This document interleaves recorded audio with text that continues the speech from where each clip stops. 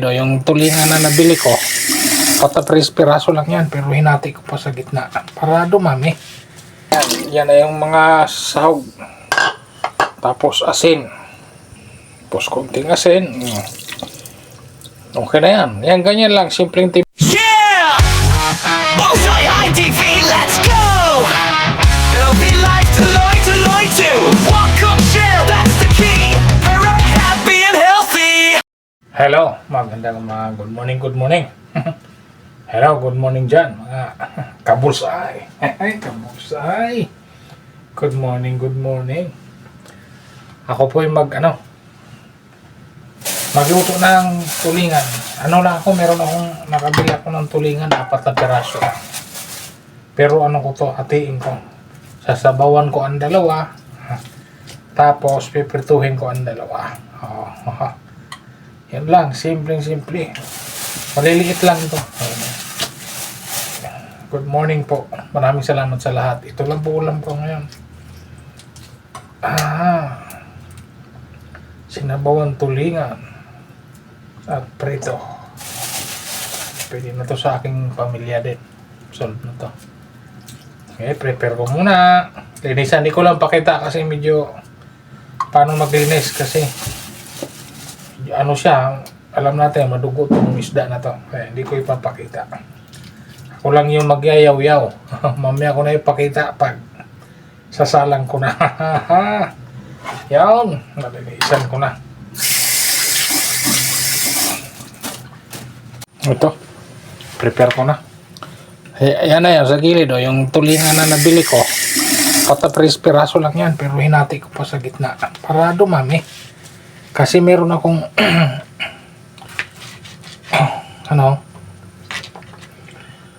meron akong sasabawan, meron akong piprituhin. As usual, yung sinasabi ko, tanggalan ko siya ng buto. Tinatanggalan ko ng buto ang kamatis. Wala siyang buto. Walang buto. Natanggalan ko yan. Ganyan lang siya. Hati-hati ko lang. Maliliit lang naman ang kamatis. Mahalaga may kamatis sa sabaw. Pero ako ganyan. Mga sabaw-sabaw, gulay-gulay lang. Isda. Hindi ako masyadong magpadami ng kaya kasi kamatis yan. Although ang kamatis, pag natanggalan mo ng ng buto-buto, mabawasan yung asim niya. Yun ang nalalaman ko, ha. Yan, hindi ko lang alam. Basta yan ang pagkakaalam ko. Yan. Tapos pakuluan. Luya para pangtanggal sa lansa ng isda. Pero pakuluan muna yan bago ilagay ang isda. Kailangan kumulo muna. Kasi pag isabay mo yan sabay mo ang isda habang hindi pa nakuluan ang mga rekado dyan, asahan mo na yung medyo malangsa. Pero kung mapakuluan mo, ayos yan, tanggal lang sa yan. Kailangan mong pakuluan muna ang rekado. Yan, pakuluan muna. A few moments later. Yan, nandiyan na, tubig na. Ito lalagay. Yan na yung mga sahog. Tapos asin. Tapos konting asin. Okay na yan. Yan, ganyan lang. Simpleng timpla. Timpla na probinsya. Yan, pakukuluan ko hanggang pagkulo niya saka ko ilagay ang isda. Ito. Oops, yan. Kulong-kulo na. Kulong-kulo na. Dyan na ilagay ang isda. Yan, isa. Lang. Yan lang. 3 piraso lang ang ilalagay ko kasi maliliit. Maliliit naman yan. Yan lang ang ilalagay ko. 3 kasi 2 lang naman kami ni Mrs. yan sa may sabaw-sabaw. Yung 2 dalaga gusto lang ng prito.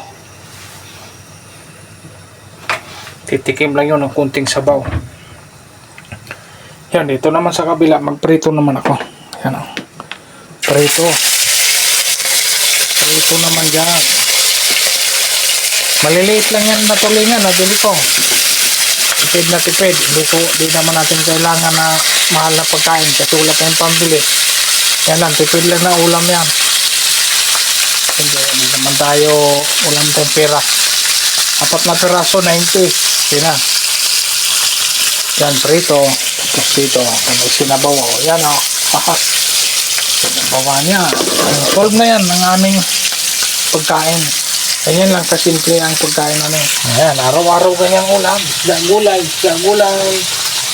May karne, karneng manok. Diba? Ganyan na. So na, basta karne namin hanggang manok lang. Pag yung mga dalaga, pag gusto nila ng pork, sila na magluto. Yan naman masama pa minsan-minsan. Ayan. Pero madalas gulay, isda, manok na walang balat. Yun. Hintayin na lang maluto ang isda. Lagay na ang talbos, sabay kain na. Yun daming sabaw niyan. 3 pirasong nakahiwa-hiwa lang na isda nilagay ko dyan. Medyo malabo siya dahil sa usok. Pero okay na yan.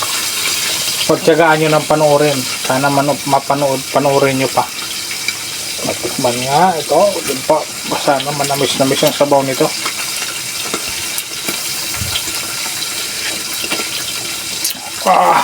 Pwede na. 1 eternity later.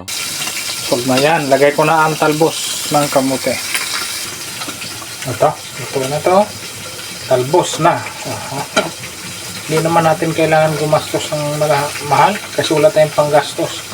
Kaya dito tayo sa simpleng pagkain. Simple pero masustansya. Ayan.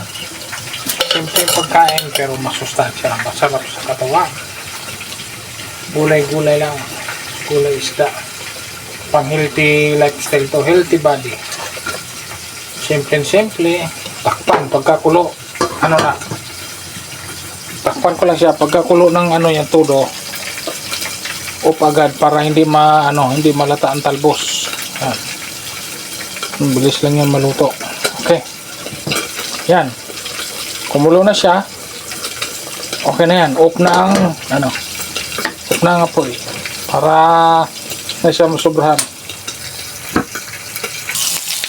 Ito naman ako sa prito. Mabalik ka rin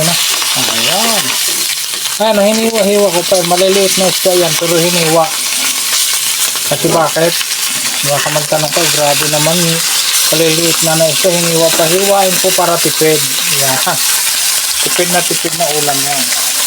Simple ulam. Ganyan lang diskarte sa diskarte tatay yan. Ganyan lang diskarte sa mahirap na buhay. Tipid sa ulam. Okay na. Ayan, luto na yan. Na ang pinirito. Pwede na to. Luto na. Kainan Ang dami niyan. Ganyan lang yan karami. Pero 4 na tao na ang kakain yan. Ganyan lang kami katipid. Kasi wala kaming pambili. Yan po. Luto na. Ayos na. Ayun. Nakaluto na naman ako. Ayun yung aking sinabawang tulingan na kunting-kunti lang. Yan po, hanggang dito na lang at maraming salamat po sa inyong lahat. Ang puti po ng puwit ng aking kaserola. Pero ganyan talaga. Wala na pang paputi. Yan po.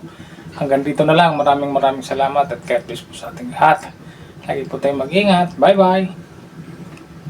Hindi na natin itago kung ano ang makikita kasi yun ang katotohanan. Di ba?